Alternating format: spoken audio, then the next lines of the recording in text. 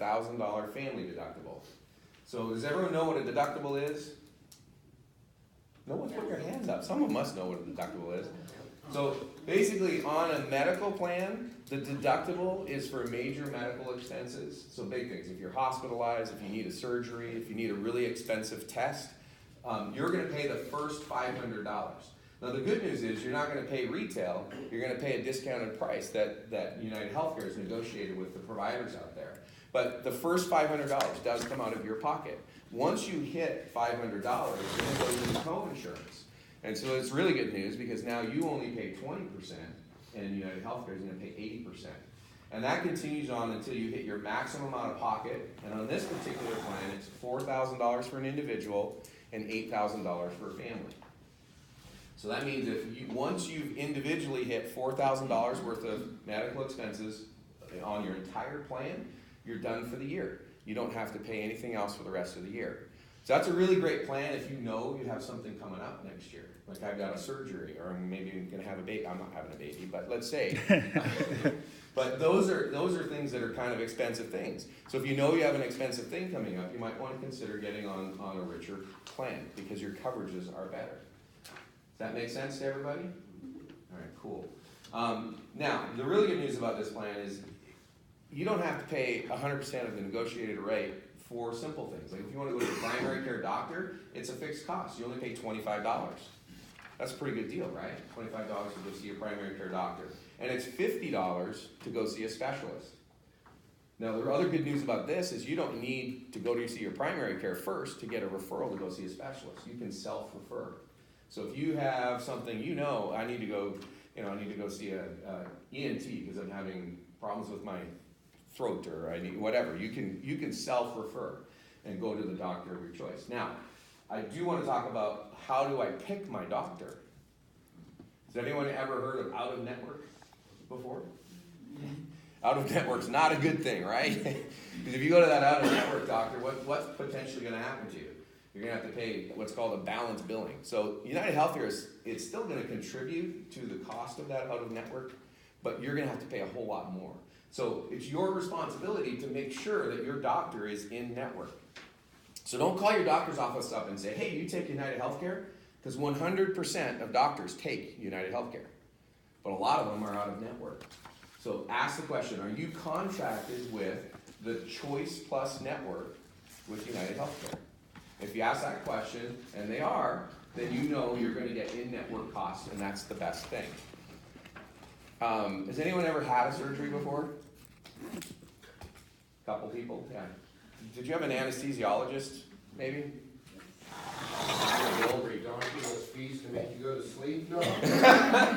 No, I'm not doing that. Just cut me open without the anesthesiologist, right? I mean, you have to have an anesthesiologist. It's a common issue where the anesthesiologist is frequently out of network, and so you're going to get balance billed in that situation. That's out of your control. But just understand that sometimes you might get out of network charges for big things. But be responsible and try and make sure that your doctors are in network. Preventive care. All of these plans cover you at 100% for preventive care. So I encourage every single person to go to your doctor once a year and get your annual checkup done.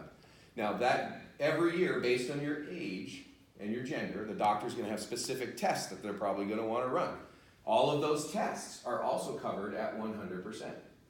Now, number one complaint that people generally have is I went in for my preventive visit and I got charged.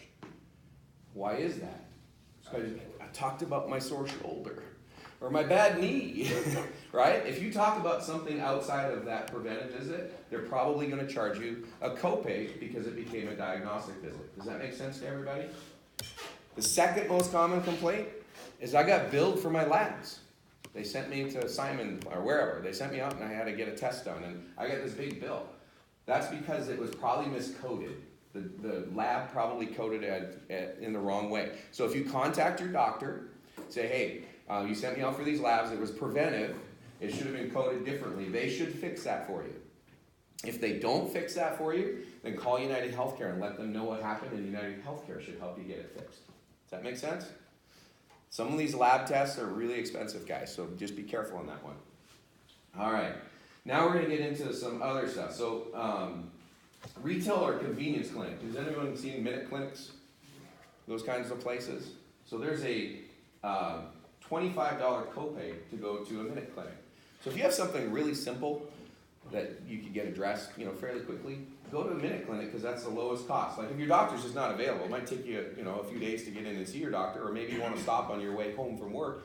You can stop in and it's $25 to go in and see them. Urgent care is $50. Now we're going to talk about emergency room in a second. I highly recommend all of you find an urgent care that's close to your house that's open 24/7. So if you wake up in the middle of the night and you need something and it's not emergency, and you go to the emergency room, your out-of-pocket costs are going to be very high. If you go to an urgent care, it's only going to cost you $50. So again, we're trying to help you make sure that you're not overspending out of your pocket. I got a question for you on that. In other health insurance plans, if you went to the urgent care Yes. and they referred you to the emergency room, Yes. all costs were covered under the copay, does that still pertain? Generally, no. And sometimes it's hard because you're in the moment, right? But if you go in and they can't treat you at the urgent care and they refer you to the emergency room, if you've already paid your copay, they should refund it. But you probably will forget to ask because you're more concerned about getting yourself treated.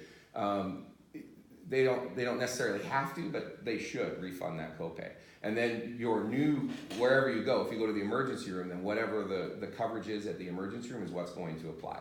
Okay. Does that make sense? Yes. Okay. I would ask for it. If you're not that urgent, you need to go to the emergency room, but say, hey, can I have my money back? You didn't do anything for me. And they should refund that for you. Okay. Unless they did a whole bunch of work on you to triage you or something. Emergency room, so this is 20% after you hit your deductible. How much is your guys' deductible on this plan? $500, right? So if you go to the emergency room, the first $500, if you haven't spent any money on your plan yet, is coming out of your pocket. And then you're going to go into co-insurance. It's 20%. They're going to pick up 80%. You pay 20%. That's why we say the emergency room is the most expensive place to receive care. Now, if you think you're dying, if you can't breathe, if a bone is sticking out of your skin, just go to the emergency room and figure out the billing later, right? Health matters. The next thing, chiropractic care. This is awesome, guys. I do this all the time. Most plans don't have this kind of chiropractic benefit. It's a $50 copay to go to the chiropractor. I don't go to the chiropractor often. I probably should, but it's pretty cool to only have to pay $50 for a chiropractic. Diagnostic labs are $0 on this plan. So your preventive labs are no cost, and also your diagnostic labs are at no cost. So if they find something in your preventive and they want to send you back for some more diagnostic testing, it's not going to cost you anything on this plan. Diagnostic x-rays are also a $0 copay. Pretty cool. Now, bigger stuff, that's the MRIs, PET scans, CAT scans, all of that kind of stuff. You're going to have to pay your deductible first, and then it's $20.80 on the cost sharing. Make sense? Same with inpatient hospital. Inpatient and outpatient surgeries are also, you hit your deductible first and then it's co-insurance. Any questions so far? Making sense? What's maximum life benefits on these? Unlimited. Okay. It's one of the things with the Affordable Care Act that was really good. All plans are unlimited now. So hopefully you don't run into that situation, but it is good to know. Prescription drugs. So this can get really expensive, guys. Prescription drugs is something that I try to encourage people to manage your prescriptions. If your doctor writes you a prescription and they check the box that says no substitutes and they put their high-end retail script in there, and there's a generic equivalent to that, a lot of doctors, it's a habit. They just check that box on the prescription sheet all the time. Have the conversation with your doctor. Hey, is there a generic equivalent to this? Because, my copay on a generic equivalent is $15.